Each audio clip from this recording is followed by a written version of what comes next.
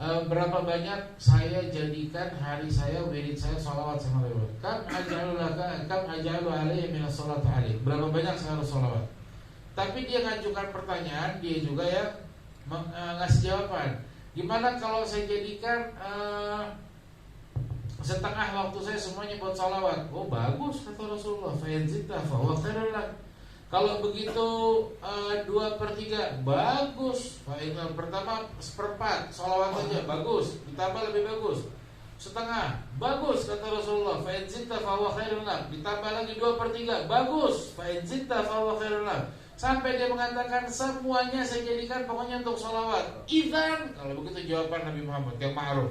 Itu untuk fahammu, waktu bubainu, semua masalah urusan beres semuanya. Tapi poin yang disampaikan, yang akan kita ambil dari situ, bukan Sayyidina Ubay bin Ka'ab ini artinya sholawatan tanpa ngaji, bukan sholawatan tanpa tasbih, bukan sholawatan tanpa zikir, tanpa apa enggak. Semua dikerjakan sama Sayyidina Ubay bin Ka'ab, termasuk sahabat yang senang Nabi Muhammad mendengar bacaan Al-Qur'annya. Tapi dia minta amalan khusus sama Nabi Muhammad. Selah-selah waktu itu semuanya sisanya habiskan untuk salawat dan salam sama Nabi Muhammad sallallahu alaihi wasallam. Setelah mendapatkan kabar baik daripada manfaat tersebut, antum juga pasti sering dengar hadis tersebut. Makanya muka-muka ente muka-muka salawatan ini, muka-muka bahagia, nggak ada pusing-pusingnya, nggak ada muka punya utang, nggak ada punya beban, nggak ada. Paling muka-muka ente muka-muka sedikit masalah kalau ditelepon sama istri aja kayaknya. Bukan di sini, yang gondrong-gondrong akan kulihat. Beberapa saat kemudian Imam Baghawi menyebutkan Nabi Muhammad SAW datang ke rumahnya Ubay bin Ka'ab. Datang ke rumahnya, diketok rumahnya. Ubay, assalamualaikum. Dari dalam tanya, siapa di pintu? Rasulullah. Oh kaget Ubay, Nabi Muhammad datang ke rumah. Masya Allah. Ente pernah datangin Habib Mujtaba ke rumah itu? Kenapa Beb? Datang Beb. Jangan terlalu padat waktu Beb. Pengen gak? Pengen insya Allah nanti sehari-sehari datangnya sama Habib Mujtaba. Farhan gak itu? Ngebayangin Ubay bin Ka'ab yang didatangin sama Nabi Muhammad. Ya Allah, mudah-mudahan rumah kita juga didatangin sama Habib Mujtaba dan juga sama kakeknya Nabi Muhammad SAW.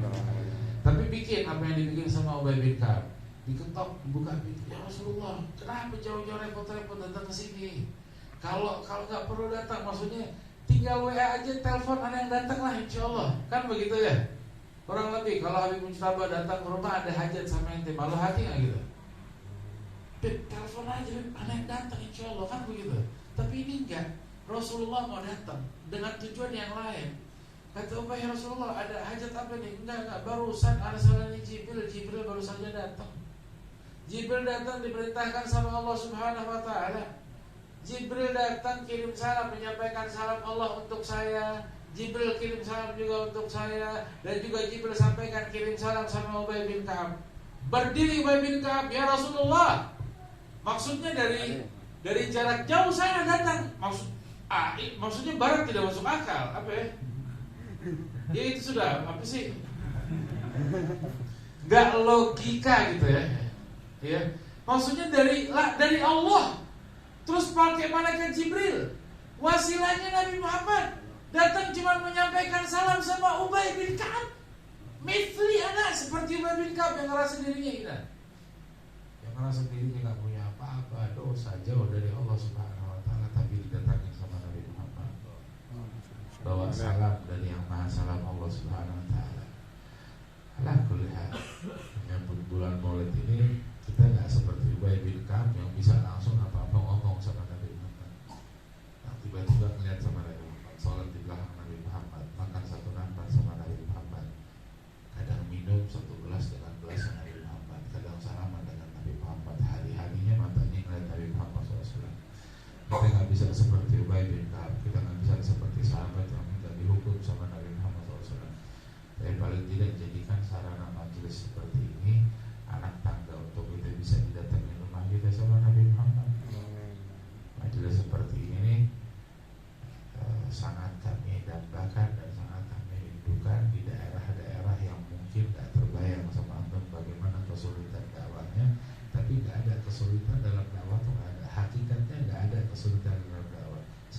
bahagia. Semakin dikasih kesulitan, disitulah poin untuk kita semakin dekat dengan Nabi Muhammad SAW. Nanti dibikin kajian hari Kamis ya, Kamis sore macet, masya Allah, jalannya susah, tapi masih ada yang hadir. Ada daerah yang nggak ada macet-macetnya sama sekali. Pagi dibikin kajian, yang datang 3-5 orang, alhamdulillah. Malam dibikin kajian, yang datang juga alhamdulillah. Itu pun masih sulit untuk datang kajian. Bahkan dijemputin untuk bisa hadir pengajian seperti ini. Alhamdulillah, ente masih punya luangan waktu, bukan karena ente punya niat yang mungkin niat ente yang baik, tapi kita ini nggak pantas untuk duduk di tempat ini aja, ini nggak pantas. Ini tempat pernah didudukin berapa aulia, berapa solihin. Dan Habib Umar pernah datang ke tempat ini. Habib Umar pernah duduk di tempat ini.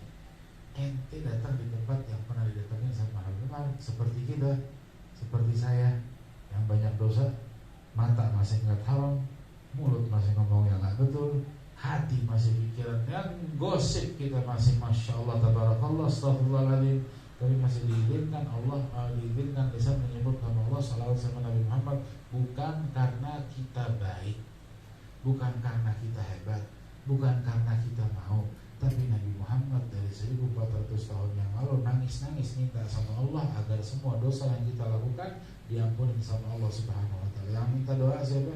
Nabi Muhammad. Yang nangis siapa? Nabi Muhammad. Makanya kita maksiat terus nggak berhenti, tapi juga majelis ta'lim juga terus tidak berhenti. Alhamdulillah kita nggak ada yang nggak ada di antara kita yang lepas dari berdosa. Nggak saya, nggak antum, nggak Habib Mustafa, nggak semuanya, pasti banyak dosa. Dengan dosa yang kita lakukan seharusnya nggak pantas lisan ini nyebut nama Allah adalah jijik, kotor mulut kita. Nyebut nama yang paling mulia, yang paling baik Allah Subhanahu wa taala. Mata kita nih untuk melihat umatnya Nabi Muhammad seperti ini nih, seharusnya dengan mata yang biasa melihat yang haram, nggak boleh tengah umatnya Nabi Muhammad. Umatnya Nabi Muhammad itu umat yang mulia. Setiap malam didoakan sama Nabi Muhammad, Allahumma ghfir li ummati ma qaddamat wa ma akharat wa ma 'alanat wa ma asrat. Allahumma di qaumi fa innahum la ya'lamun. Berapa banyak doanya Nabi Muhammad untuk umatnya Nabi Muhammad. Kita mata yang sering melihat aurat nggak pantas untuk melihat umatnya Nabi Muhammad.